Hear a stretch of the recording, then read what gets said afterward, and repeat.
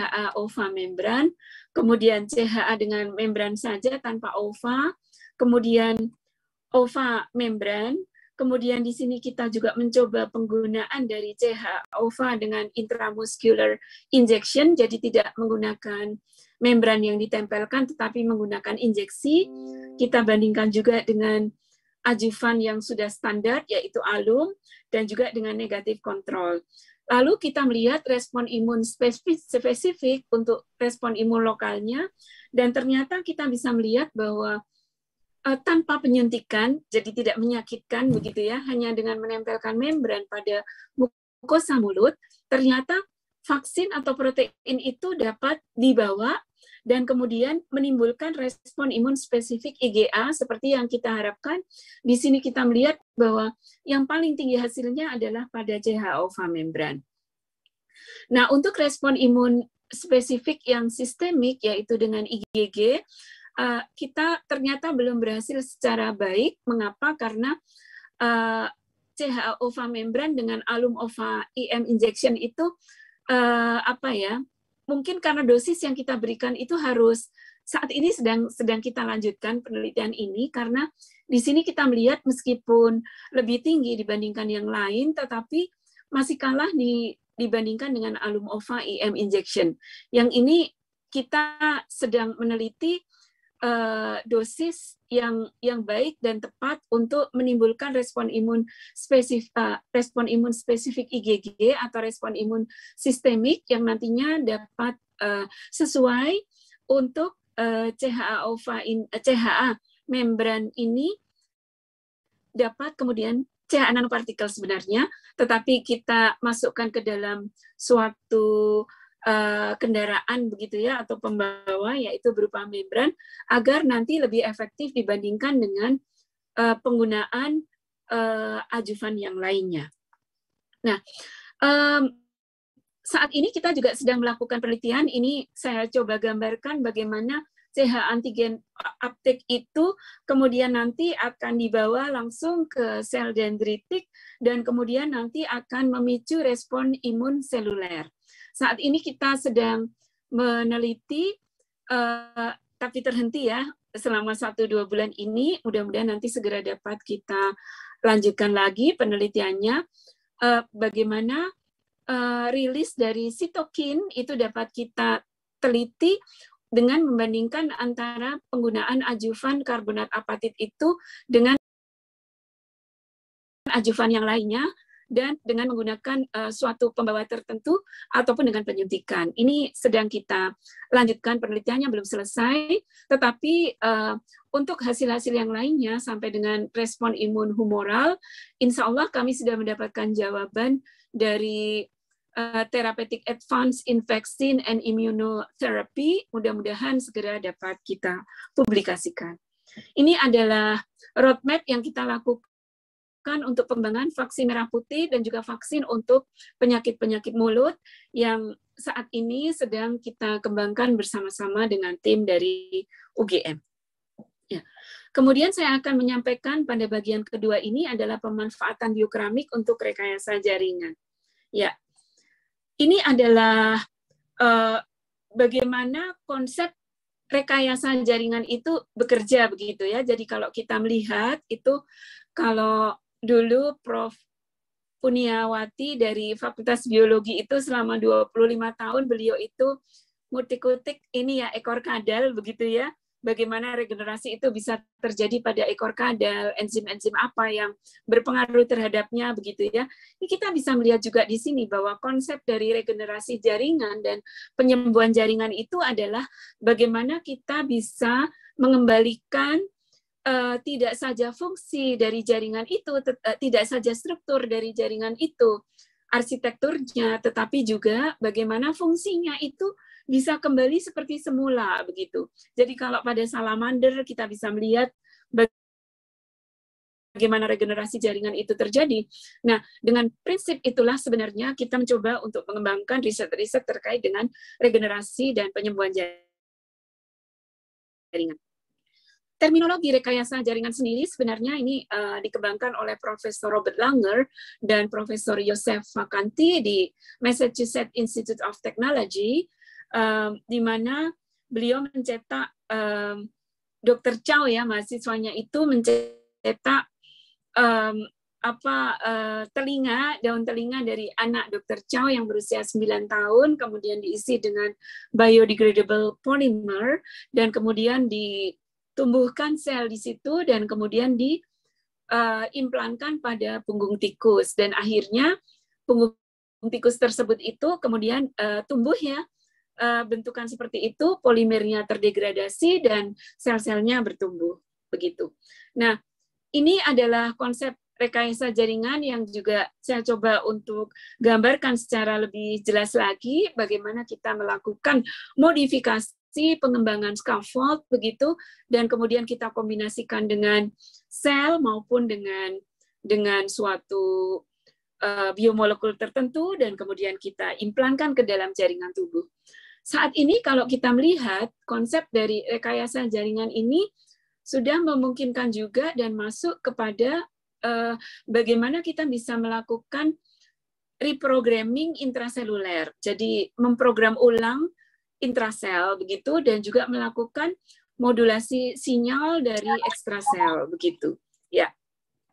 Ini ada beberapa penelitian, kalau kita melihat ini dua yang di bawah sebelah kiri itu dengan grup dari Prof. Yusril Yusuf, yang di atas kanan juga dengan grup Prof. Yusril Yusuf, lalu kami juga melakukan publikasi dengan grup dari Frontier for Life and Medical Sciences Kyoto University dengan tim dari Prof. Tabata untuk mengembangkan untuk melakukan regenerasi jaringan saraf. Monggo nanti kalau memerlukan teksnya bisa saya sampaikan. Kemudian kita juga mengembangkan semacam glue, jadi bone glue begitu ya, yang asalnya dari bioactive resin modified glass ionomer cement untuk dental applications. Kemudian juga beberapa publikasi yang terkait dengan itu. Tapi saya ingin bercerita sedikit tentang bagaimana kita mengembangkan material itu dari gypsum.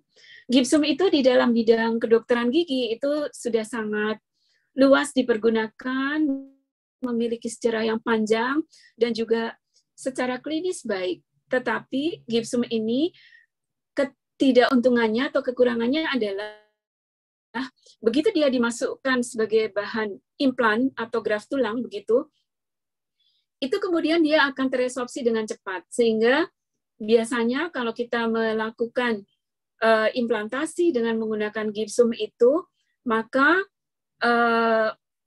gypsum itu sudah tidak ada lagi, dan implan tersebut itu tulangnya itu belum tumbuh, sehingga kita tidak bisa menjaga volume dari jaringan yang kita inginkan untuk bertahan. Misalnya volumenya itu tingginya harus 2 mili atau 3 mili dan sebagainya, itu ternyata dia mengalami resorpsi gypsumnya lebih cepat, sehingga dia tidak bisa menjaga area yang mengalami perlukaan tersebut. Nah, kita juga mengenal gypsum itu kalau dia belum setting itu sebagai kalsium sulfat hemihidrat yang dia memiliki solubilitas tinggi. Nanti kalau sudah setting dia akan memiliki solubilitas rendah sekitar 0,2, dan kemudian dia mengalami setting. Sehingga gypsum ini sangat baik, apalagi kalau kita manfaatkan untuk mengisi luka-luka yang tidak teratur begitu, yang bentuknya itu sedikit-sedikit gitu ya kalau orang Jawa begitu.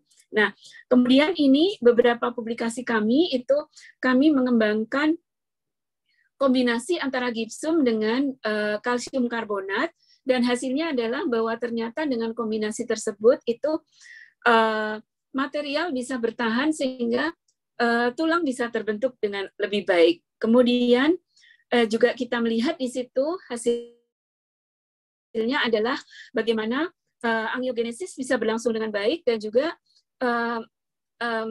osteoklas itu dapat bekerja dengan baik untuk meresorpsi tulang, sehingga pertumbuhan tulang juga menjadi lebih baik. Ya, ini beberapa publikasi yang sudah ada. Kebetulan PI-nya adalah kolega kami di departemen, Dr. Anne Handreni Dewi. Nah, ini mohon maaf, yang selanjutnya yang tidak tahan darah jangan melihat begitu. Jadi ini adalah kolaborasi kami dengan klinisi. Kalau kita melihat di sini, ini adalah graf karbonat apatit yang saat ini sudah ada di klinik begitu ya. Yang ini terus kita kembangkan. Waktu itu ada pasien osteomielitis dan juga tumor begitu, yang sebenarnya untuk osteomielitis ini tidak boleh kita beri graf tulang.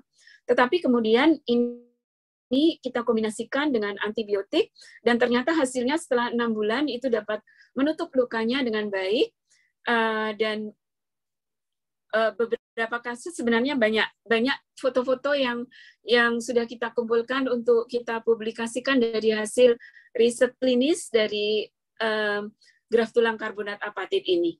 Ya, kemudian berikutnya untuk yang saat ini sudah juga dipakai oleh para klinisi adalah spon CHA begitu. Jadi di dalamnya ada CHA sedikit begitu ya, yang kemudian ini material preparation-nya waktu itu di awal kita memakai beberapa formulasi, tetapi kemudian kita kembangkan, kita lihat bagaimana cross-linking-nya itu dengan cara yang berbeda, kemudian formulasinya juga berbeda. Ini beberapa dari banyak yang kita cobakan ya. Kemudian setelah itu kita melihat bahwa, kok nggak bisa jalan ya, sebentar.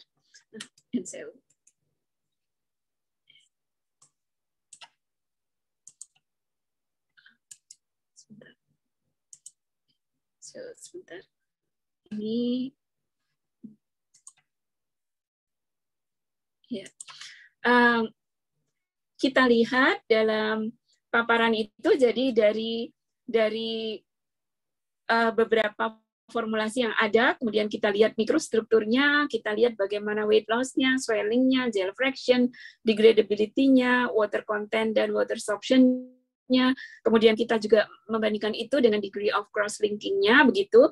Kemudian setelah itu kita mulai dengan penelitian bagaimana dia hemolisis, apakah dia akan menyebabkan hemolisis atau tidak. Jadi pecahnya apa ya, butir-butir darah atau seperti itu ya. Jadi kita memakai suatu indeks dan kita lihat untuk yang non hemolitik itu skornya adalah 0 sampai 2, kemudian untuk yang mild itu 2 sampai 5, dan untuk yang hemolitik itu lebih dari 5. Ternyata dari formulasi-formulasi yang kita pilih tadi itu tidak menyebabkan hemolitik, sehingga dari formulasi itulah kita lanjutkan pada proses penelitian berikutnya. Ya, agak bermasalah.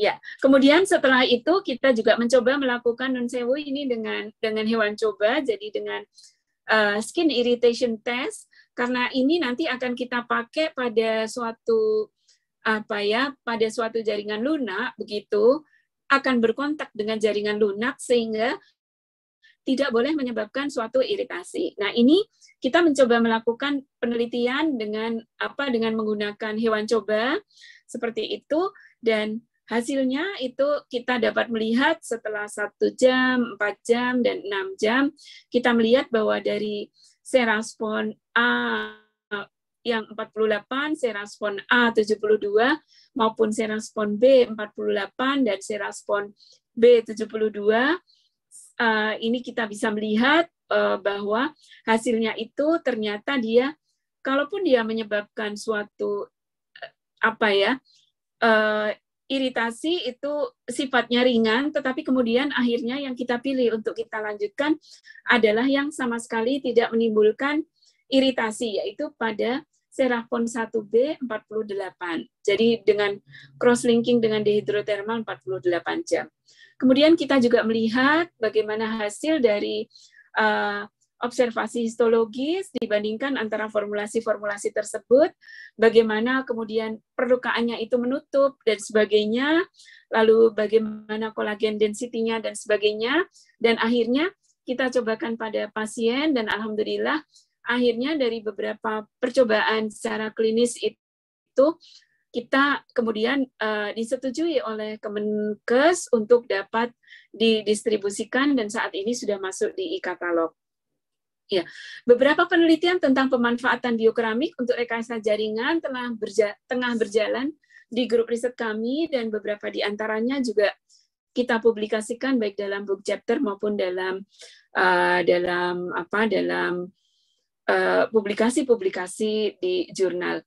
Nah, ini terima kasih kepada Ibu Pipit ya, Ibu Dr. Bidari Pidatika, beliau dari Kementerian Perindustrian begitu yang beliau ini melakukan penelitian sebagai peneliti utama dalam skema Alexander von Humboldt dan saat ini kami masih melanjutkan penelitian tersebut bersama-sama untuk menghasilkan suatu multi-layer thin film untuk regenerasi jaringan periodontal. Seperti tadi yang saya sampaikan, jaringan periodontal itu sangat spesifik karena yang harus diregenerasi di situ itu tidak cuma tulang alveolar, tetapi juga ligamen periodontal, cementum dan sebagainya yang ini harus kita buat sehingga jenis jaringan yang berbeda dapat mengalami regenerasi dengan baik gitu. Nah, ini adalah penelitian kami bekerja sama dengan Carnot Institute. Jadi Dr. Christoph Drouet itu mengembangkan untuk doping ion dengan beberapa macam yang ini teknologinya juga diajarkan kepada kami begitu. Jadi dikembangkan beberapa doping ion untuk apatit. Jadi di sini kita melihat bahwa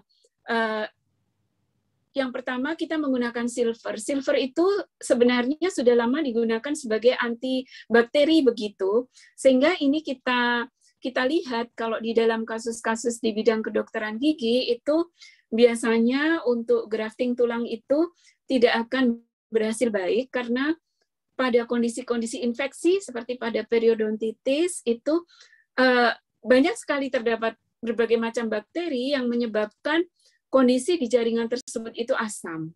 Pada saat kondisi di jaringan tersebut itu asam, maka regenerasi jaringan itu akan terganggu.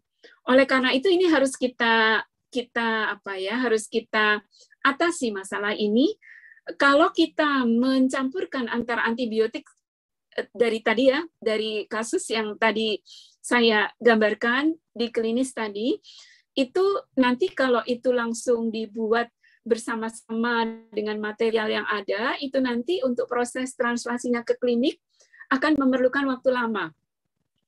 Karena tidak lagi dianggap sebagai alat kesehatan, tetapi akan dianggap sebagai obat. Sehingga proses untuk translasinya ke klinis itu juga akan butuh waktu yang lebih lama dibandingkan kalau dia masuk kategori alat kesehatan. Nah, oleh karena itu, kami mencoba mengembangkan bagaimana apatit itu kita dop dengan AG, begitu. Di sini juga ada mahasiswa Prof. Harno Dwi Pranowo dan juga mahasiswa saya, Bapak Mas Aziz ya di sini, yang juga mengembangkan hal ini, begitu. Jadi kita mencoba mengembangkan doping dengan AG, yang kita lakukan di sini berbeda dengan yang saat ini sedang dikembangkan oleh Mas Aziz, mahasiswa kami, kemudian dop dengan peroxide, dan kita juga mencoba mengembangkan dop dengan argentum dan juga peroxide. Jadi co-doping antara silver dengan peroxide. Dan juga kita membandingkan dengan HA, di sini kita melihat.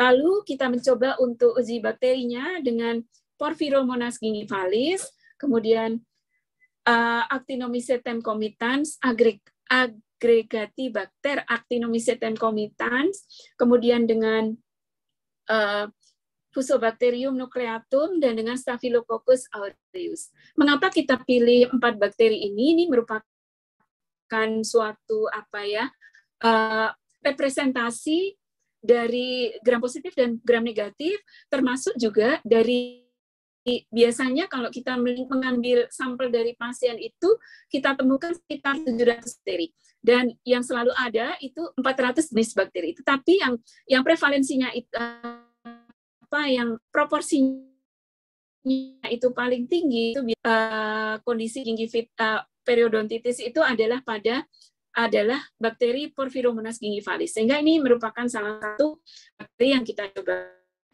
Dan kita di sini lihat bahwa ternyata untuk yang silver dop itu dia memiliki kemampuan antibakteri yang lebih baik dibandingkan dengan peroxide dop maupun dengan kodop antara silver dengan peroxide. Dan ini HA itu tidak ada sebagai referensi, dia ternyata tidak memiliki kemampuan antibakteri di dalamnya. Sehingga dengan doping ini merupakan suatu keuntungan tersendiri. Ini adalah sitotoksisitas yang kita lakukan untuk material-material tersebut, yaitu untuk silver dop, peroxide dop, kemudian AG peroxide dop, dan dengan hidroksiapatit. Di sini kita juga dapat melihat bagaimana IC50-nya, jadi dosis berapa yang itu nantinya akan membunuh sel begitu. Yang ini tidak boleh kita lanjutkan kalau dosis itu sudah kita ketahui begitu. Nah, kemudian ini kita juga mencoba untuk melihat bagaimana protein absorption dari apatit yang kita dop dengan AG peroxide dan AG peroxide tersebut. Dan di sini kita melihat bahwa perbedaannya itu adalah yang signifikan antara AG dengan peroxide dan AG dengan kodop AG peroxide. Sedangkan dengan hidroksiapatit itu protein absorption-nya itu sebenarnya dia itu baik begitu ya, sehingga ini merupakan suatu hal yang nanti perlu kita bahas lebih lanjut. Saat ini kami sedang melakukan pembahasan dan akan segera kita submit hasilnya. Ya. Kemudian ini adalah contoh riset kami yang baru saja diumumkan. Alhamdulillah, menurut informasi dari panitia, kami mendapatkan suratnya. Proposal kami diterima, dan alhamdulillah ini nanti akan berjalan proyeknya selama 3 tahun antara Acibadem Mehmet Ali Aydınlar University di Turki dan juga IKTS di Fraunhofer. Jadi ini kami mengembangkan suatu pulmonary blood air barrier model untuk studi COVID-19 dan screening dari therapeutics dengan menggunakan lung on a chip dan tissue engineer model, dan juga partikel nano CHA dan partikel nano diamond. Ya, ini karena proyeknya belum berjalan, maka saya belum bisa bercerita banyak. Tetapi kira-kira inilah yang saat ini sudah kami desain. Nantinya akan ada suatu kultur media dengan endothelial cell, epithelial cell yang nanti kita menggunakan membran untuk kemudian kita melihat reaksi-reaksi, dan kita ingin mengetahui bagaimana sih mekanisme serangan dari virus begitu, tapi kita membuatnya dengan nanoparticle like virus begitu ya, seperti itu, dan nanti baru pada tahun terakhir kita akan menggunakan virus yang sesungguhnya. Ya. Kemudian ini adalah proyek juga yang sedang berjalan antara UPC, jadi di Barcelona, University Politecnica dengan grup kami di Biomedica, itu bagaimana kita bisa mengembangkan suatu fine tuning cellular behavior di permukaan implan. Jadi ini merupakan suatu tantangan tersendiri di bidang biomedika, karena implantasi itu kadang-kadang ketidakberhasilannya itu adalah karena permukaannya itu seharusnya bisa kita lakukan modifikasi sehingga nantinya dapat memberikan suatu percepatan bagi regenerasi jaringan tulang, dan juga fungsi implan itu success rate-nya itu akan meningkat.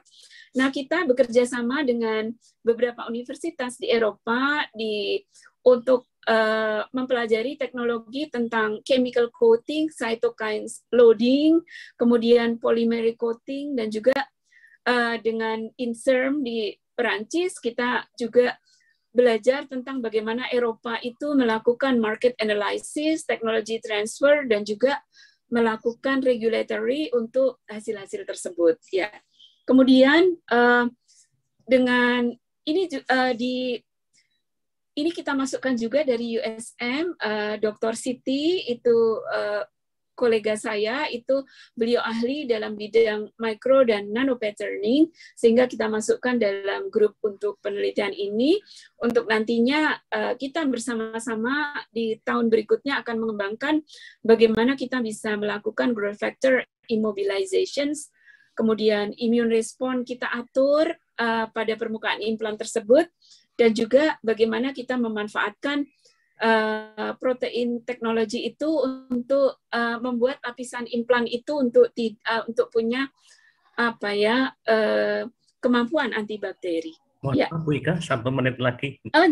Ya. Nah, ini sebagai penutup ya. Sebenarnya kita sangat memerlukan pendekatan multidisiplin. Alhamdulillah kalau di UGM ini kita sudah mulai dengan itu, dan dengan demikian riset-riset semacam ini memang memerlukan pendekatan-pendekatan yang komprehensif untuk kita lakukan bersama-sama. Ini beberapa kolaborator yang membantu penelitian kami. Terima kasih atas perhatian Bapak dan Ibu yang hadir pada pagi hari ini. Matur nuwun, saya kembalikan kepada Pak Ahmad. Baik, terima kasih Ibu Ika Dewiana PhD atas paparan yang luar biasa dari level penelitian, kemudian masuk ke level hilirisasi, sampai kemudian sekarang sudah komersialisasi. Dari sini kita bisa banyak belajar ini.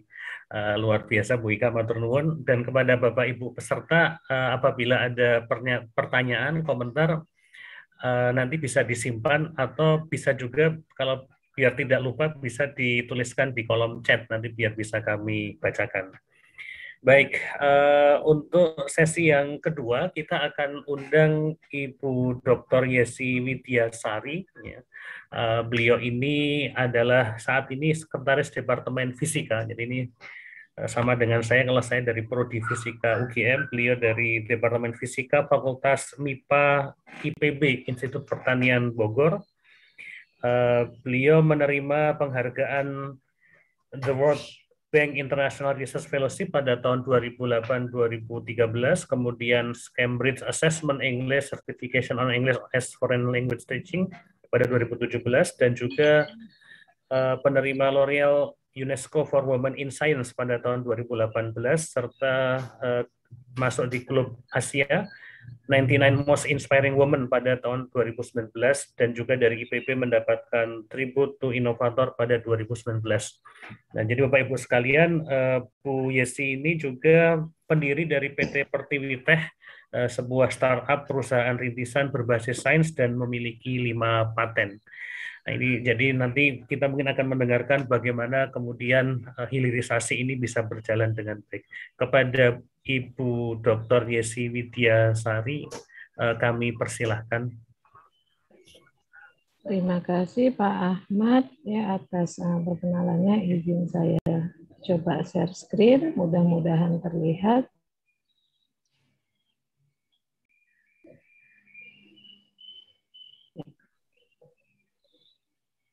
Apakah sudah terlihat Pak Ahmad? Sudah, Bu. Ya, alhamdulillah ya. Assalamualaikum, selamat pagi Bapak dan Ibu. Ya, pertama saya ucapkan terima kasih kepada panitia IBASC 2021, The International Bioprocessing Association Subject Conferences ya. Lalu juga kepada Ibu Yuni yang sudah mengundang, dan tentu saja kepada Pak Sabto, Pak Ahmad, serta juga kepada Ibu Ika selaku narasumber dan wakil rektor dari UGM.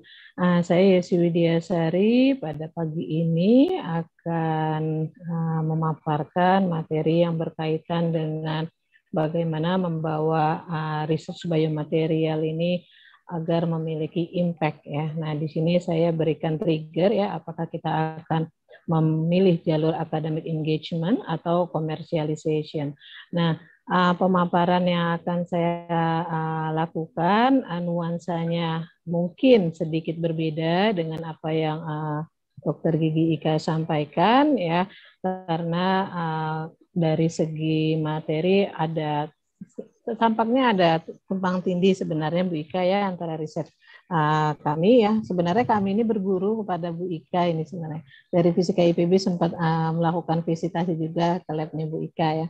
Nah, di sini kita coba lihat ya apa yang bisa saya bagi pada pagi hari ini. Saya Yesi Widiasari, sebagaimana yang disampaikan Pak Ahmad tadi, saya adalah dosen di Departemen Fisika FMIPA IPB.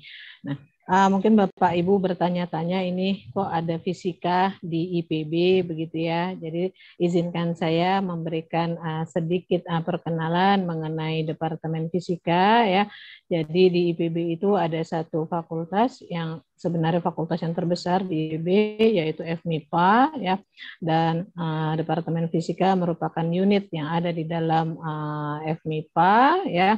Nah, Fisika IPB mendapatkan mandat dari IPB yaitu untuk mengembangkan ilmu pengetahuan yang berkaitan dengan fisika, terutama dalam bidang biofisika. Ya, nah pendefinisian biofisika ini ya mencakup pada ranah tidak hanya pertanian, tetapi juga mencakup ranah biomedis. Nah, karena itulah di departemen kami ya terdapat satu divisi yaitu divisi biofisika yang memiliki 6 research area.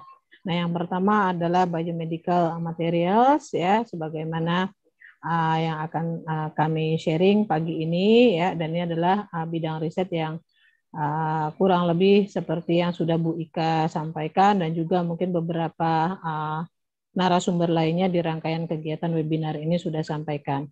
Selain itu, ya, kami juga memiliki research area bidang bio-based material, ya, yaitu suatu bidang riset yang berusaha untuk mengoptimalisasi ya material-material fungsional yang berbasiskan bahan alam, ya. Dan juga ada research area bioenergi, ya, lalu berbagai macam teknik-teknik biofisika, biofisika membran, serta biofisika komputasi. Nah, Bapak dan Ibu, manakala kita berbicara IPB, berbicara mengenai agriculture pada umumnya, ya, selama ini yang terbersih di masyarakat itu adalah pertanian merupakan suatu proses untuk pemanenan cahaya matahari ya untuk menghasilkan suatu produk pangan dengan berbagai macam teknik diantaranya ya, termasuk juga jika kita lihat perkembangan keilmuan sekarang, nuansa pertanian kental dengan IoT, Internet of Things ya, karena memang ini adalah tuntutan dari Industrial Revolution 4.0. Tapi di sini ya dari kacamata biomaterial scientist ya kami mencoba untuk memberikan wawasan lagi kepada masyarakat bahwa berbicara mengenai pertanian tidak hanya ya menghasilkan suatu produk pangan, tetapi bisa menghasilkan berbagai macam produk ya, spectrum of products ya, tidak hanya kesehatan tapi juga berbagai macam produk lainnya. Seperti tekstil, ya, bioplastik dan lain sebagainya. Nah, memang berbicara mengenai biomaterial ini pendefinisiannya di Indonesia ini sangat beragam ya, bisa kita diskusikan ya. Dari apa yang dipaparkan oleh para narasumber di series webinar IBASC 2021 ini, seluruhnya mayoritas dapat saya katakan ya berbasiskan biomaterial yang mengandung definisi bahwa penggunaan bahan non-biologis untuk aplikasi biologi, begitu ya. Nah, tetapi jika kita lihat ya ada juga beberapa kolega kita di Indonesia yang mendefinisikan biomaterial itu adalah sebagai disiplin ilmu yang mengembangkan material berbasis alam. Nah, pada prinsipnya kita maju saja saling sinergi. Oleh sebab itu tadi disampaikan di divisi biofisika kami berusaha mengakomodir dua pendefinisian biomaterials ini menjadi biomedical materials dan juga bio-based materials. Nah, Bapak dan Ibu, sesuai dengan PR yang diberikan oleh panitia ke saya ya bahwa saya diminta untuk memberikan materi berkaitan dengan bagaimana membawa research ini ke market ya, terutama berkaitan dengan sinergi antara akademisi, termasuk researcher, lalu industri dan juga pemerintah. Namun Bapak Ibu disclaimer dulu di sini ya bahwa saya ini masih perlu banyak belajar ya, sehingga apa yang akan saya sampaikan ini merupakan perspektif dari akademisi ya.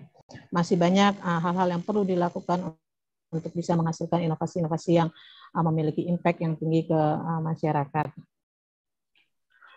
Nah, mengapa kita sebagai peneliti ya dituntut ya tidak hanya berpuas-puas di laboratorium ya, tetapi tuntutan untuk menghasilkan suatu produk yang bisa diterima oleh market itu sangat tinggi ya. Jawabannya tidak lain tidak bukan adalah selain publikasi ya, salah satu indikator ya bahwa suatu penelitian tersebut memiliki impact kepada society itu adalah ketersediaan invensi kita di market ya. Nah, saya yakin ya Bapak Ibu sudah sangat paham ya, salah satu contohnya adalah Silicon Valley ya. Silicon Valley ini adalah merupakan epicenter dari digital revolution, yang aktor di belakangnya itu adalah Stanford University. Nah, mudah-mudahan ke depannya di Indonesia muncul ini berbagai macam ya klaster-klaster industri yang berbasiskan produk-produk riset di perguruan tinggi maupun lembaga penelitian ya. Nah, mungkinkah di kita ini memiliki Silicon Valley ya, seperti Silicon Valley ya. Pada prinsipnya melihat sumber daya manusianya, sumber daya alam rasa-rasanya sangat mungkin ya. Tetapi kendalanya adalah jika kita lihat ya pada kurva di bagian kanan ya, terdapat valley of death di sini ya. Sesuatu yang menjadikan komersialisasi di sini tidak smooth ya. Nah, inilah yang harus kita diskusikan bersama, bagaimana pihak universitas dan pihak industri bekerja sama sehingga tidak riset-riset dari universitas ini tidak masuk ke dalam jurang kematian ini. Nah, untuk menghasilkan impact ya, setidaknya ada 2 strategi yang bisa dipilih oleh para peneliti ya, para researcher ya. Apakah itu academic engagement atau komersialisasi ya. Nah, pilihan itu ada di kita semua ya, mana yang lebih nyaman. Tetapi sebelum kita memilih apakah academic engagement atau komersialisasi, ya saya akan coba berbagi mengenai definisi keduanya. Yang pertama adalah academic engagement ya. Nah, academic engagement ini didefinisikan oleh Perkman dan kawan-kawan ya sebagai kolaborasi yang berbasiskan knowledge ya, yang dilakukan antara akademisi dengan non-akademisi institusi ya. Dan ini memiliki ciri ya yang sangat kental, yaitu adanya kolaborasi, yaitu interorganizational collaboration ya. Dan juga ciri kedua yaitu adanya person to person interaction ya. Jadi interaksi antara orang per orang. Nah, beberapa moda yang bisa dilakukan untuk melakukan academic engagement di sini adalah collaborative research ya, kontrak research serta consulting ya. Jadi si peneliti tersebut sebagai konsultan dari suatu industri ya. Nah, collaborative research di sini maksudnya adalah research yang memang didanai oleh pihak industri. Nah, selain itu ya, opsi kedua adalah kita memilih jalur komersialisasi. Nah, komersialisasi di sini ya maknanya adalah proses ya transisi teknologi dari laboratorium ke marketplace di sini. Ya, tentu saja bukan berarti ya riset-riset yang ada di university itu diarahkan seluruhnya untuk product base ya, tetapi tetap ya sebagai institusi akademisi tetap dituntut adanya kemampuan publikasi ya. Nah, karakteristik dari skema komersialisasi yaitu adalah adanya eksploitasi invensi-invensi akademik ya untuk tujuan finansial ya, mendapatkan keuntungan seoptimal mungkin ya. Nah, ciri yang kedua yaitu ya di universitas ya dimunculkan beberapa struktur baru yang sebelumnya belum ada ya, dan saya rasa sekarang universitas di Indonesia sudah mulai memiliki ini ya, yaitu adanya teknologi transfer office ya, science park serta inkubator. Nah, untuk komersialisasi ya aktivitas yang bisa dilakukan tentu saja ya proksi dari semuanya ini ya. Saya yakin Bu Ika pun juga sudah melakukan ini ya, apalagi dengan gamacanya, yaitu yang pertama adalah patenting ya. Nah, dengan patenting ini property right dari akademisi itu terlindungi. Dan yang kedua adalah licensing ya. Nah, ini adalah gambaran ya komparasi antara academic engagement maupun komersialisasi sebagaimana yang saya sampaikan tadi ya. Nah, Bapak dan Ibu, ya. Nah, pertanyaan saya dari dua tadi ya, judul yang saya berikan adalah mana yang harus kita pilih ini untuk research biomaterial, mana yang lebih cocok, apakah academic engagement atau komersialisasi. Ya. Nah, ini adalah sesuatu yang harus didiskusikan kembali ke tiap peneliti, tetapi sebenarnya selain dua opsi ini, ada opsi berikutnya, yaitu yang merupakan overlapping dari academic engagement dan komersialisasi, yaitu yang berupa academic entrepreneurship. Ya. Nah, academic entrepreneurship ini ya menuntut ya akademisi itu menjadi aktor, ya. Aktor pada entrepreneurial university. Apa maksudnya di sini ya? Jika sebelumnya ya akademisi ini hanya berkutit pada aktivitas teaching, ya research, publikasi, ya, sedangkan di sisi lain entrepreneurship melakukan bisnisnya yang sudah kita ketahui ya, seperti adanya aktivitas yang berkaitan dengan bisnis, lalu adanya dicirikan dengan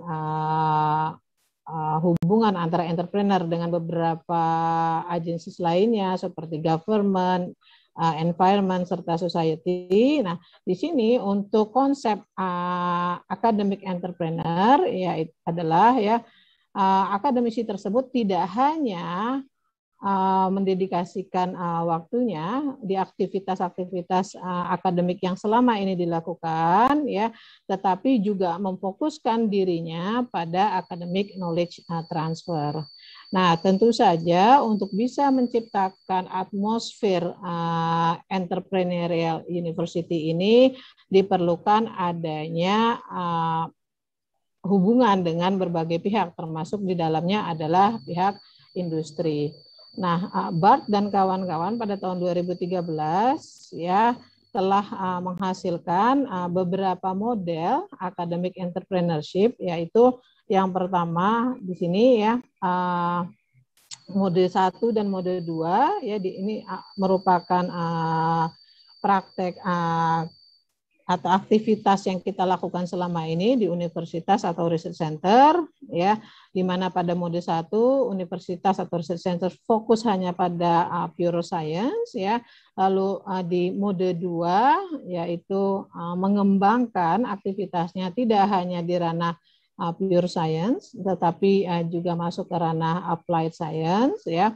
Kemudian Edkowitz dan kawan-kawan pada tahun 2000 ya menggulirkan model triple helix ya yang cukup terkenal ini, di mana universitas ya seyogyanya dapat menggandeng pemerintah dan juga bisnis atau industri untuk menghasilkan suatu inovasi ya.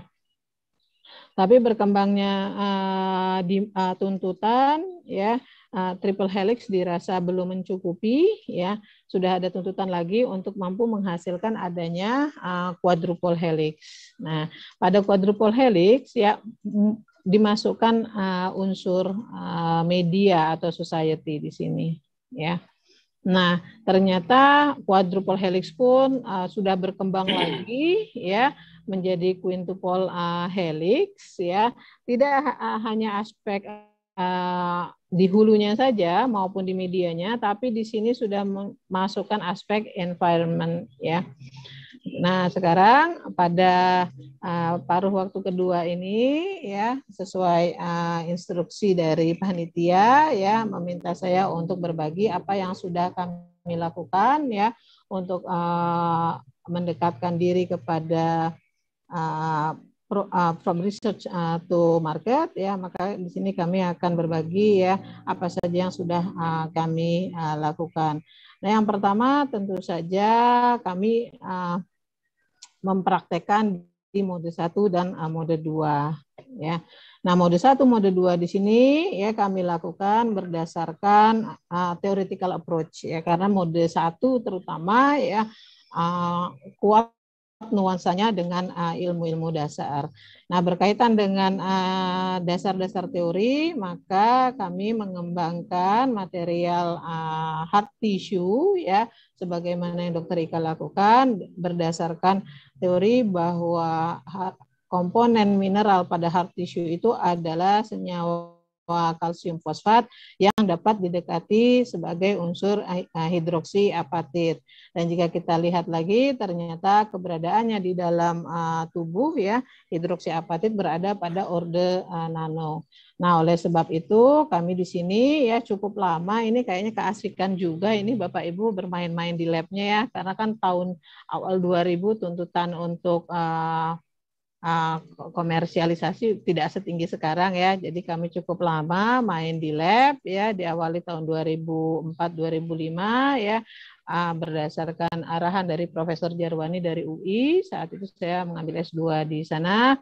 Beliau mengarahkan untuk melakukan penelitian di bidang hard tissue dan kami mulai mengkaji bagaimana struktur dan morfologi kalsium fosfat yang ada di tulang manusia dan juga tulang hewan ya. Dan ini kami juga bekerja sama dengan FKUI, lalu berbagai macam riset kami lakukan untuk mampu mengoptimalisasi struktur dari kalsium fosfat ya, agar yang struktur sintetik ini memiliki karakter analog dengan kalsium fosfat yang ada di dalam tubuh.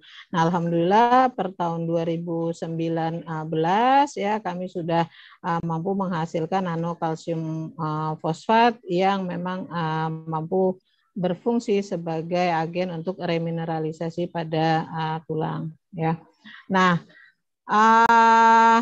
seyogyanya jika kita melihat model dari akademik yang tadi, setelah mode 1, mode 2, seyogyanya kita loncat ke triple helix. Tapi di sini kami kayaknya masih one step behind ya. Kami belum mampu melakukan triple helix, kami baru sanggup di double helix saja ya, yaitu antara government dengan university ya. Dan di sini berterima kasih kepada pemerintah kita ya, cukup mensupport adanya hilirisasi ya. Pada tahun 2019 kami mendapatkan grant CPPBT ya, calon perusahaan pemula berbasis teknologi dari perguruan tinggi ya. Dan di sini dicirikan yaitu adanya syarat bahwa penelitian sudah menyampai TRL atau TKT 7. Nah, pada tahap proposal banyak hal yang akan kami lakukan sebenarnya ya, tetapi kemudian kami mendapatkan masukan dari pihak reviewer bahwa cukup melakukan pengujian biokompatibilitasnya saja, karena sebagai material implan alat kesehatan ya tentu saja uji biocompatibility termasuk di dalamnya uji toksisitas itu sangat penting. Dan untuk CPBT tentu saja tidak mungkin saya kerjakan sendiri ya. Di sini ada tim kami ya, dosen di IPB dan juga para mahasiswa yang alhamdulillah sudah lulus saat ini ya. Dan ini ada hasil dari toksisitasnya, alhamdulillah material sudah kami ujikan kepada hewan uji dan alhamdulillah tidak dapat dikategorikan sebagai material non toksik ya. Nah, berdasarkan capaian tahun sebelumnya, kami mencoba untuk masuk ke mode academic entrepreneurship berikutnya, yaitu triple helix ya. Nah, ciri khasnya di sini adalah adanya industri, ya kan. Nah, di sisi yang lain ya, ada tuntutan di setiap universitas itu untuk mampu menghasilkan startup yang berbasiskan universitas. Oleh sebab itu ya IPB melalui Science Technopark-nya ya membina beberapa riset yang sudah memiliki potensi ke arah hilirisasi, dan salah satunya adalah mendirikan adanya Pertiwi Teknologi di sini. Nah, di sini rekan-rekan di Pertiwi Teknologi ya berusaha yang pertama sebelum masuk ke ranah kuratif seperti yang dilakukan oleh Dr. Ika ya, teman-teman di Pertiwi Teknologi berusaha untuk menyisir ranah preventif ya. Nah, kita tahu di sini bahwa kasus osteoporosis itu juga sangat tinggi di Indonesia, dan osteoporosis ini kan mampu menurunkan kualitas hidup masyarakat Indonesia. Oleh sebab itu, instead of menggunakan nanohidroksiapatitnya sebagai material implan, kita coba menggunakannya sebagai suplemen. Dan di sini teman-teman sudah tidak lagi bergantung 100% kepada material sintetik ya, kita berusaha memanfaatkan cekang telur sebagai sumber kalsiumnya ya. Nah, pada mode triple helix ini kami masih bergantung kepada pemerintah ya, yaitu naik kelas ya, dari awalnya CPPBT kemudian C-nya hilang ya, alhamdulillah hasil reviewnya merekomendasikan bahwa capaian kami itu masuk ke ranah perusahaan pemula berbasis teknologi dari perguruan tinggi. Nah, seyogyanya dikerjakan pada tahun 2020 kemarin ya. Namun dengan adanya pandemi ya, segala sesuatu yang sudah terpetakan di awal kemudian harus menyesuaikan diri sehingga tertunda. Dan alhamdulillah tahun ini mulai berjalan namanya menjadi Startup Indonesia 2021. Nah, mudah-mudahan teman-teman yang ada di Pertiwi ya mampu menyelesaikan targetnya dengan baik sehingga semakin mendekatkan impact riset biomaterial ke masyarakat. Nah, untuk model akademik yang berikutnya, yaitu yang quadruple ya, di sini dituntut adanya keterlibatan sosial atau media ya untuk mampu menghasilkan inovasi ya. Nah, hal ini kami upayakan melalui riset ya yang dilakukan menggunakan payung LPDP invitasi pada tahun 2019 juga ya. Nah, pada penelitian yang ini ya kami melakukan tidak lagi bermain-main di ranah yang TRL dasar ya, pure science ya. Tapi kami melakukan pengembangan pasta gigi terfortifikasi nanohidroksiapatit dan senyawa aktif rimpang temu hitam. Kembali lagi di sini kami berusaha memberikan impact biomaterial untuk ranah preventif ya. Nah, mengapa kami menyisir preventif? Karena sangat disayangkan jika kualitas hidup masyarakat kita turun melalui berbagai macam penyakit yang berkaitan dengan adanya demineralisasi seperti tadi ya untuk yang kalgen yaitu adanya osteoporosis, sedangkan untuk pasta gigi kami berusaha untuk meminimalisasi insidensi karies gigi di Indonesia. Nah, melalui riset yang didanai oleh LPDP Rispro ya kami melakukan kerjasama ya untuk akademiknya ada IPB, ada Mercu Buana serta lembaga uji lab hewan uji yaitu VSTEM ya, untuk pemerintahnya ada LPDP, sedangkan untuk bisnisnya kami bekerja sama dengan PT Brigit Biofarmaka Teknologi. Nah, untuk society-nya kami mencoba menggandeng Menteng Dental Clinic di sini ya. Nah, Pada penelitian ini kami menggabungkan mineral dalam bentuk nanohidroksiapatit ya dengan biofarmaka yaitu Curcuma aeruginosa dan kawan-kawan dari Tropical Biofarmaka IPB telah menunjukkan bahwa Curcuma aeruginosa ini memiliki aktivitas antiplak dan antibakteria yang cukup baik ya sehingga dapat digunakan sebagai active agent pada pasta gigi. Nah, dalam melakukan penelitian ini ya kami mencoba melakukan pendekatan RSM, respon surface methodology ya. Kita berusaha mencari formula yang optimum ya agar efek kompetitif antara komponen-komponen penyusun dari pasta gigi tersebut tidak bisa diminimalisir ya. Alhamdulillah kami uji yang dilakukan pada spesimen gigi manusia berhasil menunjukkan bahwa formula pasta gigi tersebut memiliki aktivitas remineralisasi ya antibakteria serta anti plak ya. Nah, mode akademik yang berikutnya ya setelah quadrupole ya kami di sini berusaha masih berkembang di quadrupole ya tapi kami melebarkan sayapnya, kami katakan quadrupole helix plus plus. Nah, apa maksudnya plus plus di sini ya? Kami bekerja sama dengan University of Nottingham ya melalui bendera riset Newton Fund hasil kerjasama antara British Council dan juga Kemenristek Dikti saat itu ya. Nah, untuk aktivitas riset yang ini ya kami mengambil area kuratif ya penyembuhan. Memang di sini kami inginkan Indonesia ini mandiri, mampu menciptakan alat kesehatan ya, tidak lagi bergantung kepada impor. Nah, untuk riset yang ini kami selain IPB dengan Nottingham UK, kami juga melibatkan Departemen Fisika UI dan Aliansi Fisikawan Medik Indonesia atau AFISMI, lalu Rumah Sakit Persahabatan serta Stem Cell and Cancer Institute Kalbe.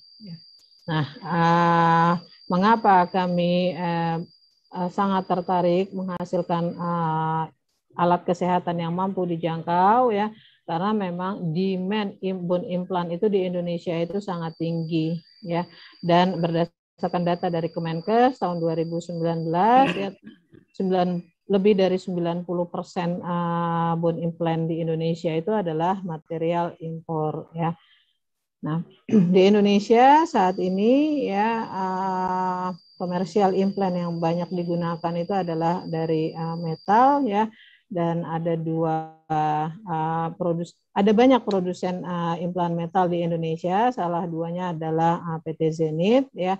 PT Zenith ini setahu saya merupakan kerjasama juga dengan teman-teman di BPPT ya. Lalu ada PT Pelopor Teknologi Implantindo. Kedua-duanya ada di Sidoarjo. Nah, setiap jenis implan ya tentu saja memberikan karakternya masing-masing ya. Contohnya untuk kategori metal ya dicirikan dengan sifat mekaniknya yang dapat dikatakan superior jika dibandingkan dengan seramik. Namun jika dilihat dari aspek biocompatibility-nya ya seperti yang Bu Ika tadi paparkan ya, material implan yang berbasiskan seramik itu memiliki biokompatibilitas yang tinggi ya. Nah, ini adalah dua contoh ya bone graft yang ada di Indonesia yang merupakan material impor, yaitu yang mereknya Perosal serta bone growth ya. Perosal merupakan campuran antara nanohidroksiapatit serta dan kalsium sulfat, produk dari Jerman, sedangkan bone growth itu karbonat hidroksiapatit dari Korea.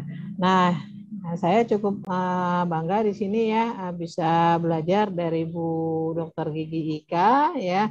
Nah, Bu Dr. Gigi Ika ini merupakan salah satu ya peneliti di belakang Gamaca ya.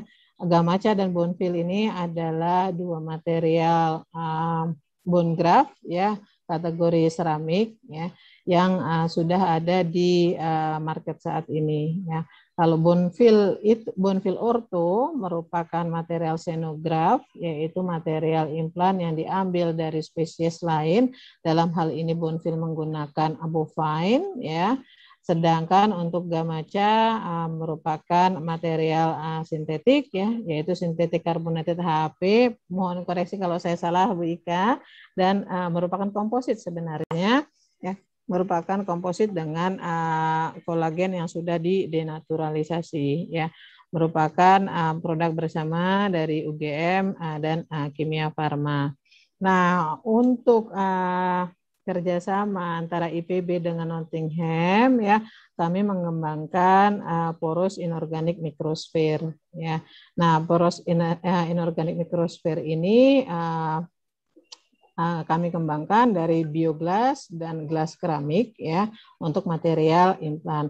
Nah, ciri dari poros inorganik microsphere yaitu adanya keberadaan porositas yang tinggi ya, dan porositasnya terdapat dua jenis pori ya, sebagaimana Bapak Ibu bisa lihat di citra scanning elektron mikroskop di kanan bawah ya, terdapat dua klaster, yaitu porosnya yang besar dan porosnya yang kecil. Nah, pori-pori yang besar ya tentu saja kami harapkan ya mampu menghasilkan, mampu mempromot aktivitas-aktivitas biologis ya, seperti aktivitas seluler, obat maupun protein ya, sehingga memiliki potensi ya untuk aplikasi ortobiologik yang nantinya ya diharapkan mampu mensupport bone tissue regeneration ya. Nah, berbagai macam material bisa kita kembangkan ya, bisa kita gunakan untuk menghasilkan poros inorganik microsphere ya. Bisa dari fosfat glasses, bioactive silicates, borat based glasses, dan beberapa jenis gelas seramik lainnya, diantaranya apatit wollastonite ya.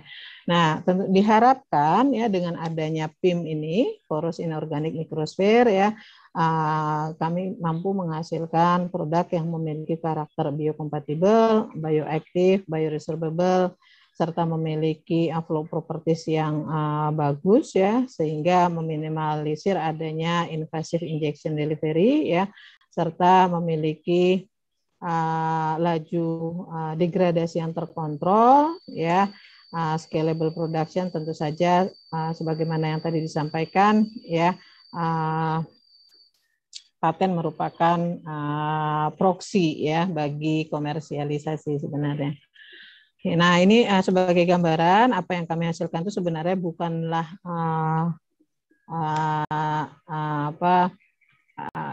produk yang benar-benar baru, sebenarnya adalah pengembangan.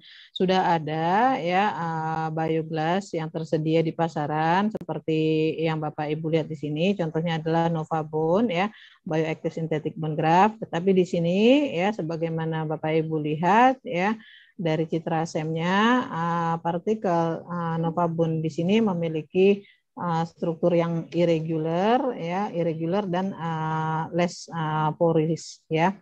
Porinya dapat dikatakan porositasnya sangat rendah. Tentu saja hal ini dari aspek biocompatibility ya, bioactivity tentu saja lebih rendah jika dibandingkan dengan PIM yang memiliki porositas tinggi ya. Nah, kami tahu ya bahwa bekerja sendiri sebagai fisikawan itu tidak mungkin untuk material biomedis. Oleh sebab itu pada bulan lalu ya, 2 bulan lalu berarti ya, bulan Juni ya, kami berusaha melakukan suatu online workshop ya, dan di sini kami mengajak Dr. Ferdiansa ya, Dr. Norman Zainal, Dr. Sigit Daru, Dr. Sandi Klintang ya, yang memiliki background medis ya. Harapannya dari kegiatan tersebut kami dapatkan gambaran ya, kira-kira pathways apa yang harus kami lakukan ya sebagai material scientist agar produk ini bisa diterima di masyarakat. Nah, ini saya ambil ya dengan izin dari Ifti Ahmed ya, kolaborator kami di UK, bahwa tidak mudah memang untuk untuk memtransformasi dari hasil lab ke produk yang ada di market. Nah, untuk itu masih banyak yang harus kami lakukan. Nah, mudah-mudahan kedepannya berhasil. Nah, berkaitan dengan model academic entrepreneurship yang terakhir, yaitu yang quintuple helix, ya Pak. Waktunya tinggal 1 menit lagi. Insya Allah Pak, terima kasih ya. Nah, ini yang quintuple. Nah, di sini tadi cirinya adalah keberadaan aspek environment ya. Nah, untuk yang ini ya belum kami lakukan. Tentu saja kami berharap setelah kegiatan ini akan ada banyak lagi kolaborasi yang bisa kita lakukan sehingga bisa mewujudkan academic entrepreneurship yang tidak hanya berguna bagi kita tapi juga bagi environment ya. Jadi apa yang bisa kami simpulkan di sini ya, pada prinsipnya ada banyak opsi ya bagi kita peneliti biomaterials untuk menghasilkan impact bagi society dan tentu saja juga pada ekonomi ya. Nah, universitas ya dalam hal ini ya yang dianggap sebagai key economic actors ya memiliki peran penting dalam menciptakan atmosfer entrepreneurial ekosistem ya, dan diharapkan ya dengan adanya konsep academic entrepreneurship ini menghasilkan ruang yang cukup leluasa bagi kita para peneliti biomaterial untuk menghasilkan impact kepada society. Dan sebagai penutup, saya ucapkan terima kasih kepada Bapak Ibu yang sudah berkenan mendengarkan pemaparan kami dan tentu saja panitia IPASC 2021 dan juga para kolaborator. Ya, terima kasih. Wassalamualaikum. Selamat siang, Bapak dan Ibu. Waalaikumsalam. Terima kasih Bu Yesi atas paparannya. Baik Bapak Ibu sekalian, kita akan masuk ke sesi tanya jawab, tapi sebelum itu dari panitia akan menampilkan terkait dengan paparan dari Prof. Laksono yang hari ini berhalangan hadir. Kepada panitia persilahkan. Jadi Bapak Ibu sekalian, seri terakhir dari webinar kita kali ini, dari bulan Juli kemarin, kita sudah banyak bicara terkait penelitian biomaterial dan lain sebagainya, dan hari ini topiknya adalah kita mengundang para peneliti biomaterial, Bu Dr. Gigi Ika Dewiana PhD tadi, dan juga Bu Dr. Yesi Widyasari yang punya pengalaman dari penelitian kemudian bisa sampai ke hilirisasi. Nah, sebenarnya pada kesempatan hari ini kita juga mengundang Profesor Laksono Trisnantoro. Beliau staf khusus Menteri Kesehatan, bidang ketahanan industri obat dan alat kesehatan, yang sebenarnya akan menyampaikan terkait dengan hilirisasi dan hulurisasi dalam pengembangan produk biomaterial tisu. Jadi pendekatan needs and demand. Nah, tetapi karena beliau berhalangan hadir, maka untuk slide-nya ini kami share melalui kolom chat. Jadi nanti Bapak Ibu bisa membaca, bisa mendownload dan kemudian membaca sendiri. Nah, terima kasih Mas Panitia untuk slide-nya. Kita akan masuk ke sesi tanya jawab. Pada kolom chat sebenarnya sudah ada beberapa pertanyaan, tetapi sepertinya Bu Ika tadi juga berkenan menjawab langsung ini, atau Bu Ika akan menjawab kembali secara langsung dengan membuka mic, atau bagaimana Bu Ika? Monggo persilahkan kalau menyapa langsung.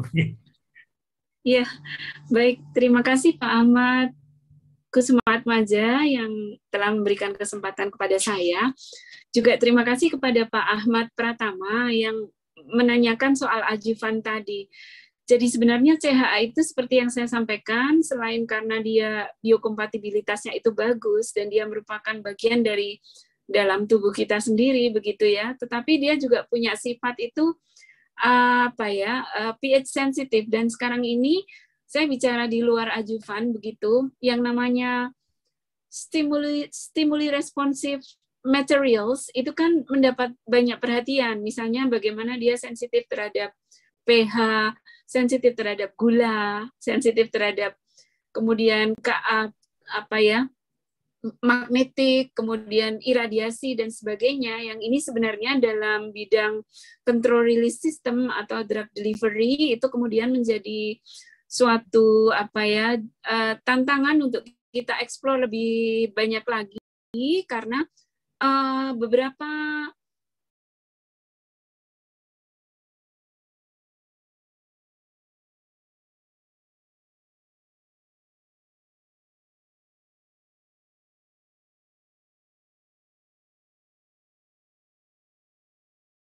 harus begitu, sehingga sebelum mencapai itu kadang-kadang obat atau biomolekul itu sudah sudah rusak dulu, atau waktu paruhnya itu juga waktu paruhnya itu karena waktu paruhnya itu singkat gitu kan ya, kalau dia in vivo begitu. Nah, ini yang memerlukan suatu bantuan gitu. Nah, kemudian yang berikutnya kalau kita bicara soal ini ya, apa sih adjuvan yang tersedia? Memang yang banyak digunakan sampai saat ini itu alum. Alum itu adalah yang paling banyak digunakan begitu ya. Tetapi kalau kita bicara adjuvan itu ada macam-macam. Selain alum tadi juga ada ada surface active agents dan microparticles yang lain, produk bakteri, cytokines dan hormon. Kemudian juga ada antigen konstruk tertentu begitu, ada polyanion, ada polyakrilik, ada karier-karier yang lain, bahkan ada living vector, itu juga merupakan suatu adjuvan begitu. Sehingga ini di dalam bidang pengembangan vaksin itu meskipun kita mengenal banyak adjuvan, tetapi ternyata yang sampai akhirnya mendapatkan approval dari dari Food and Drug Administration itu hanya terbatas saja, dan yang banyak digunakan sekarang alum. Tetapi satu lagi, alum itu tidak memungkinkan ini ya, istilahnya, pertama dia ada efek samping seperti yang saya sampaikan tadi. Nah, ini sebenarnya potensi untuk kita di Indonesia, karena kita banyak memiliki sumber daya alam begitu, mungkin di luar CHA juga sangat mungkin ditemukan adjuvan vaksin yang lainnya begitu. Ya, mungkin nanti dari grupnya Bu Yesi Diasari ya bisa menemukan adjuvan vaksin dari biopolimer atau bio yang lain begitu. Ya, ini juga merupakan potensi kita. Begitu Pak Ahmad untuk respon terhadap Pak Ahmad Pratama. Lalu untuk ini Dek Tiastiti ya, saya manggilnya Dek ya, karena masih sangat muda begitu ya.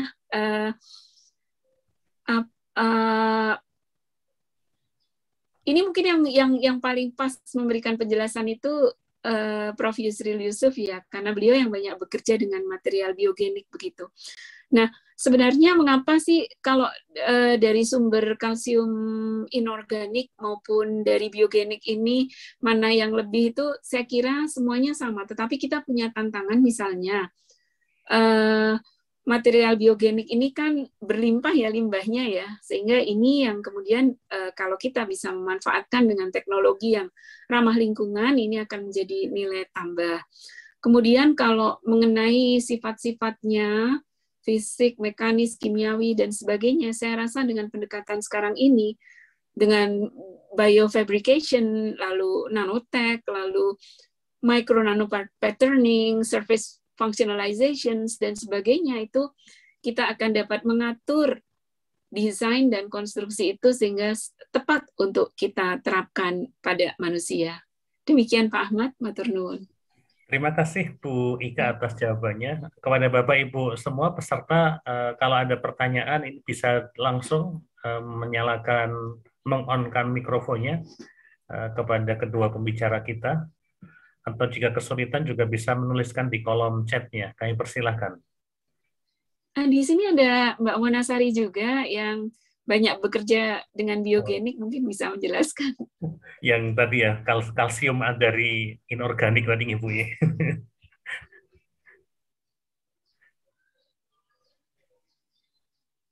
Mbak Mona kalau mau berkomentar juga boleh, Mbak Mona Sari. Sambil menunggu pertanyaan yang ada, silakan Bapak Ibu semuanya. Ada Mbak Diana juga di sini, Mbak Diana Julia Dipati. Mbak Diana itu menggunakan putih telur itu sebagai antimikrobanya dalam pengembangan dalam pengembangan ini Jadi dia sekaligus sebagai porogen dan juga sekaligus sebagai antimicrobial, memberikan antimicrobial properties. Mungkin Mbak Diana dan Mbak Mona bisa menceritakan. Ya, apakah panitia bisa meng-on-kan mikrofonnya Mbak Mona Sari? Sudah Mbak Mona ya? Iya. Baik, Assalamualaikum warahmatullahi wabarakatuh.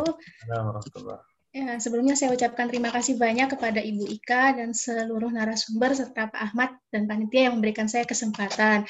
Mohon maaf tadi saya sempat keluar sebentar, jadi apakah boleh diulangi sekali lagi ya Pak? Yang perlu saya jelaskan? Terkait ini Mbak Mona, sumber kalsium yang ada di chat ditanyakan Ibu siapa tadinya? Ibu Tiastiti. Jadi mengapa menggunakan dari memanfaatkan limbah tadi ini? Apa kelebihannya dibandingkan kalau kemudian yang inorganik begitu? Kira-kira seperti itu. Oh ya, baik, saya mohon izin menjawab ya Ibu Ika, Pak Ahmad dan semuanya dan teman-teman semua juga. Jadi bisa dikatakan mungkin sedikit keunggulan kenapa kami lebih memilih menggunakan bahan biogenik. Yang pertama tentunya alasan kita ingin mengangkat local wisdom ya. Jadi ingin memanfaatkan sumber daya alam yang melimpah dari Indonesia itu sendiri. Nah, kemudian setelah kita lakukan literatur review ya, Ibu semuanya, jadi didapatkan bahwa bahan-bahan dari cangkang kerang maupun dari tulang itu mengandung sumber kalsium yang tinggi, di mana sumber kalsium ini bisa menjadi salah satu prekursor untuk fabrikasi bioceramics. Dalam hal ini yang sudah kami kerjakan ialah HA dan CHA di lab seperti itu. Nah, sebagai contoh, untuk cangkang kerang hijau, dia memiliki sumber kalsium di atas 99%. Kemudian cangkang kerang abalone juga demikian, dan juga beberapa tulang ya, seperti tulang kerbau, tulang ikan, dan sebagainya. Nah, kemudian setelah dilakukan fabrikasi bioceramics, kemudian dimanfaatkan sebagai bahan scaffold ya, tentunya dengan dijadikan komposit menggunakan biopolimer. Alhamdulillah hasilnya dari hasil cytotoxic ya, atau hasil self viability assay-nya, dia non toxic. Seluruh hasil self viability-nya itu di atas 75% jika kita terapkan konsentrasi sel di bawah 2000 seperti itu. Nah, jadi kita bisa mengklaim ya, atau katakan kalau bahan-bahan alam itu non toksik dan aman untuk kesehatan, dan juga kita ingin mengangkat local wisdom Indonesia itu sendiri. Mungkin itu jawaban singkat dari saya. Terima kasih. Mungkin Ibu Ika juga bisa menambahkan. Terima kasih, saya kembalikan ke Pak Ahmad. Assalamualaikum warahmatullahi wabarakatuh. Waalaikumsalam warahmatullahi wabarakatuh. Terima kasih Mbak Mona. Bu Ika mau nambahkan atau tidak? Di sini juga hadir Mbak Diana. Beliau menggunakan bahan alam juga, dan bahkan beliau juga memanfaatkan porogen itu sekaligus sebagai punya sifat antibakteri begitu, sehingga mungkin ini kalau tidak keberatan Mbak Diana mau cerita sedikit Mbak risetnya. Oke. Kalau ada monggo Mbak Diana kalau bisa ini, dan kepada Bapak Ibu sekalian juga bisa menyiapkan pertanyaan untuk Bu Yesi. Diana masih di mute. Oh iya. Panitia mohon bisa di unmute. Ya, selamat siang Dr. Ika, Pak Ahmad, dan para narasumber. Saya Diana Pati, bimbingannya Dr. Ika juga. Ya, silakan, Mbak. Halo. Oh iya, baik Pak. Yang bisa saya sampaikan dari yang sedang saya kerjakan yaitu saya mengembangkan hidroksiapatit dan karbonat hidroksiapatit dari bahan cangkang kerang mutiara. Seperti disampaikan Dr. Ika, saya itu menggunakan putih telur dari putih telur ayam. Rupanya dia punya multifungsi sebagai porogen maupun sebagai antibakteri. Dari hasil penelitian yang saya sudah kerjakan, kombinasi efektifnya itu untuk antibakteri lebih efektif jika putih telur itu dikombinasikan dengan hidroksiapatit. Jika dengan karbonat itu kurang potensial untuk sifat antibakterinya tuh kurang potensial. Namun kalau dari cell viability-nya dengan kombinasi karbonat dan putih telur lebih tinggi efisiensinya. Jadi dari data penelitian yang saya pelajari, karbonat apatit itu memang sangat lebih memberi kehidupan sel yang lebih baik daripada hidroksiapatit.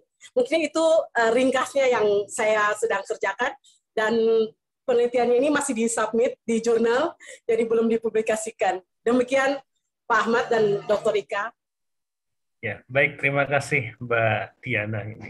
Ini dua orang mahasiswa fisika sebenarnya ini. Bimbingannya Bu Ika dan Prof. Yusril. Bimbingannya sama dengan Bu Yesi sebenarnya. Baik, Bapak Ibu sekalian, monggo silakan kalau ada pertanyaan kembali kepada dua narasumber kita ini.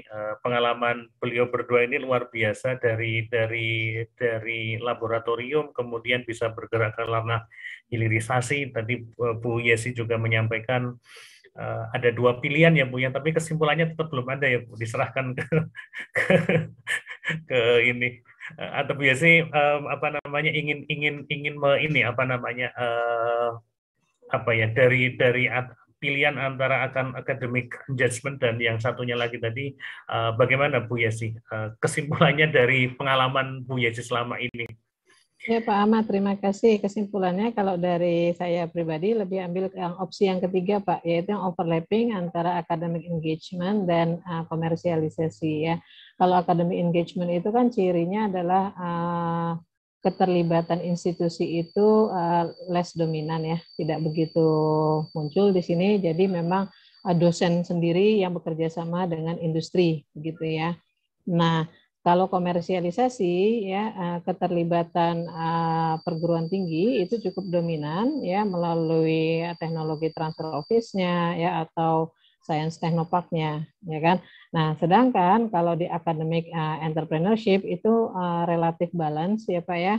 Jadi bahkan menuntut peneliti ini memiliki jiwa entrepreneur. Kalau saya secara pribadi lebih suka dengan model yang ketiga begitu Pak, yaitu yang overlapping antara model 1 dan kedua tadi Pak Ahmad. Ya, lebih bisa bergerak juga ya Bu Yesi ya. Betul Pak Ahmad ya. Ya. Mungkin kalau dari modelnya Gamaca, Bu Ika bersedia sharing barangkali kalau ya. Terima kasih Pak Ahmad. Sebenarnya begini, kami peneliti itu dan pengalaman saya selama ini itu lebih suka kalau ya udahlah, bisnis sana diurusin sama orang-orang bisnis gitu. Artinya ada saatnya kita memang harus duduk bersama begitu, tetapi kita selaku peneliti itu tetap stay pada bidang kita begitu. Maksud saya begini, kan banyak informasi, misalnya suatu produk itu sudah dirilis ke pasar begitu, kekurangannya apa, dari klinisi kita dapat informasi begitu ya, lalu dari industri itu pasti akan menginformasikan gitu hal tersebut dan membicarakan untuk pengembangan berikutnya. Nah, kami semacam lead bank mereka begitu ya. Jadi interseksi itu memang kita perlukan, tetapi perlu ada yang khusus. Artinya seperti laboratorium inovasi industri itu memang harus ada di perguruan tinggi itu, sehingga teman-teman seperti saya itu bisa tetap mengembangkan inovasi-inovasi baru, sementara di laboratorium inovasi industri ini memang dikelola secara khusus, ada peneliti khusus yang kemudian nanti mengembangkan penelitian-penelitian yang terkait dengan untuk jawaban pertanyaan post marketing dan sebagainya, seperti itu. Saya rasa ini merupakan hal yang di UGM kita berusaha untuk mengembangkan hal itu. Yang lebih penting lagi sebenarnya adalah teknologi sekarang itu kan sudah luar biasa ya. Kita belajar itu ini mungkin tidak bisa menguasai semuanya begitu ya, sehingga memang betul bahwa kerjasama antar bidang itu memang sangat diperlukan. Yang lebih penting lagi adalah bagaimana kita di bidang kita masing-masing itu benar-benar bisa kembali melihat dan kemudian melakukan pendalaman atas bidang yang kita tekuni begitu. Lalu nanti bekerja sama dengan yang lain-lain. Mungkin seperti itu, Pak. Ya, tapi memang susah diceritakan ya kalau yang praktis-praktis begitu. Yang satu hal sebenarnya cuman ya sering berkomunikasi, kalau istilahnya Pak Hargo Utomo, Direktur PUI itu seserawungan gitu. Kayak saat ini juga kan seserawungan ya gitu. Jadi nanti bisa saling tahu, oh di sana melakukan ini ya, oh di sini begini ya, lalu kita bekerja sama begitu. Ya, matur nuwun Bu Ika ya. Jadi memang pengalaman hilirisasi ini memang tiap orang punya pengalaman masing-masing dan tentunya kecocokan juga masing-masing. Baik, ini ada pertanyaan untuk Bu Yesi ini nama Fadli dari Universitas Riau. Apakah model tadi yang Bu Yesi jelaskan ada kaitan dengan kebijakan MBKM ini? Merdeka Belajar Kampus Merdeka yang jadi kebijakan pemerintah. Monggo Bu Yesi ini. Ya, Pak Ahmad, ini isu yang langsung senyum ya Pak Ahmad ya, begitu membaca Kampus Merdeka Belajar. Memang kita ini mahasiswanya dituntut agile, tapi akselerasinya dari dosen harus lebih tinggi ini ya Pak Ahmad ya. Betul. Ya. Jadi Pak Fadli, terima kasih atas pertanyaannya. Nah, saya rasa kalau kita lihat dari timeline munculnya model tersebut dengan Kampus Merdeka Belajar, rasa-rasanya memang tepat ya yang seperti Pak Fadli sampaikan, bahwa kebijakan Kampus Merdeka Belajar ini berupaya untuk mendekatkan kampus ya menjadi entrepreneurial university gitu. Oleh sebab itu ya berkaitan dengan KMMB ini ya ada itu satu IKU nomor 2 indikator kinerja utama ya yang ditargetkan ke universitas ya, salah satunya yaitu IKU nomor 2 yaitu jumlah mahasiswa yang menghabiskan waktunya di luar kampus. Benar ya Pak Ahmad ya? Nah, harapannya dengan adanya pengembangan model tadi ya, academic entrepreneurship ya, jembatan antara kampus dengan industri semakin terbangun ya, sehingga target-target IKU termasuk IKU nomor 2 tadi tercapai. Begitu Pak Fadli, mudah-mudahan terjawab ya. Baik, terima kasih Bu Yesi atas jawabannya dan Bapak Ibu semua atas pertanyaannya. Memang peneliti biomaterial itu peneliti yang multidisipliner begitu, dan ini memang sesuai dengan semangatnya MBKM begitu ya Bu Ika, Bu Yesi. Jadi kita bersemangat bersama, bersinergi bersama dan berkolaborasi. Begitu ya Bu Ika ya. Bu Ika ini yang izin Pak Ahmad. Baru kemarin itu Kemendikbud meluncurkan dengan LPDP yang untuk skema riset keilmuan itu, yang di dalamnya memfasilitasi untuk MBKM begitu. Ini kesempatan baik untuk kita karena pada skema-skema tersebut itu bila kita bekerja sama dengan perguruan tinggi yang lain, jadi saling bertukar mahasiswanya, kemudian penelitinya punya skema bersama seperti itu. Ada 4 skema kayaknya, ada yang desa, kemudian ada yang kewirausahaan, ada yang keilmuan. Satu lagi saya lupa, itu kayaknya bagus sekali itu. Saya rasa kita perlu untuk mencoba skema-skema tersebut. Iya, terima kasih Bu Ika-nya. Nanti memang kita perlu melakukan iterasi-iterasi ya untuk MBKM ini. Kemudian juga bisa kita kaitkan dengan riset kita di bidang biomaterial, bagaimana bisa berperan dalam model-model semacam ini. Ya, baik Bu Ika dan Bu Yesi, saya kira waktunya sudah habis ini.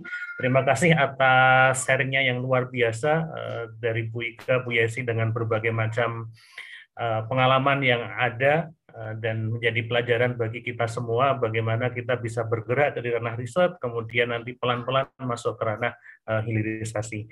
Baik, terima kasih sekali lagi kepada Bapak Ibu serta peserta dan juga kepada narasumber, dan selanjutnya waktu saya kembalikan kepada pembawa acara. Kami persilakan.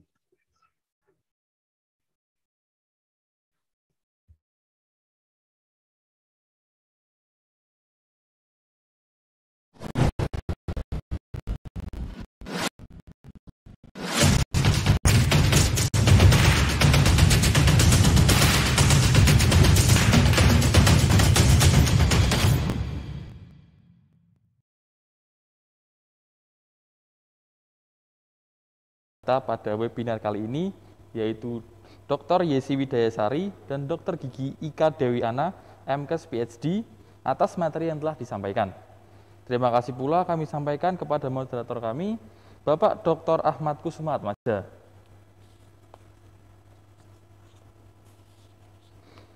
Sebelum melanjutkan ke acara berikutnya, kita akan melakukan sesi foto terlebih dahulu, dan dimohon kepada Bapak Ibu peserta webinar yang sedang tidak berhalangan untuk dapat menyalakan kameranya.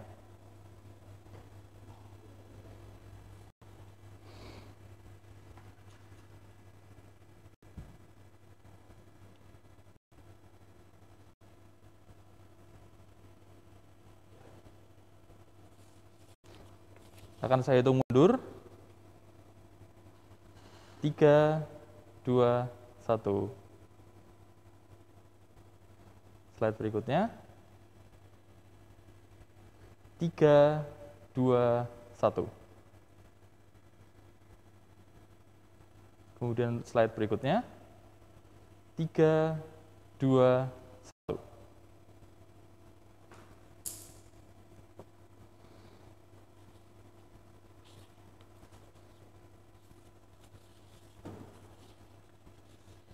Sebelum menutup acara pada hari ini, hadirin dapat mengisi presensi melalui link yang akan disediakan oleh panitia dan dapat dicek pada kolom Zoom chat. Selain itu, peserta juga dapat melakukan scan pada QR Code yang akan diperlihatkan pada layar.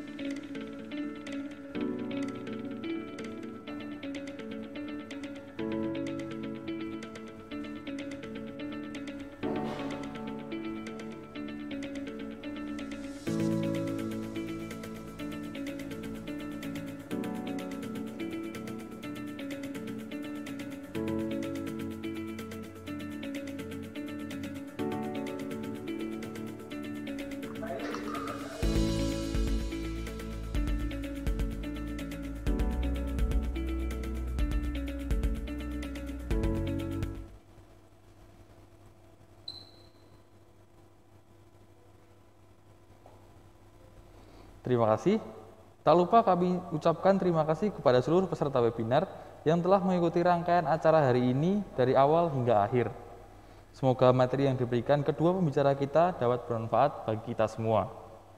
Sebelum acara ini ditutup, saya ingin mengingatkan kembali bahwa setelah ini akan ada closing ceremony yang akan dilaksanakan pada room utama. Akhir kata, saya mewakili Departemen Teknik Kimia memohon maaf jika terdapat kesalahan kata maupun perbuatan selama acara ini.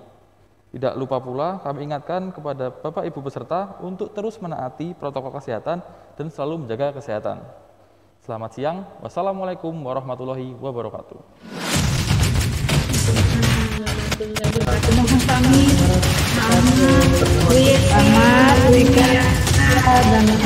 Bapak Ibu lainnya pamit ya.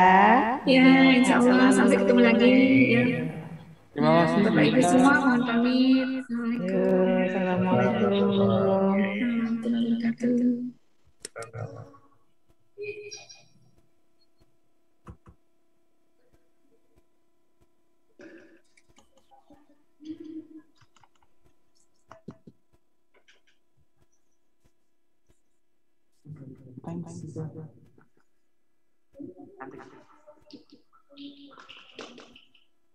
Recording stopped.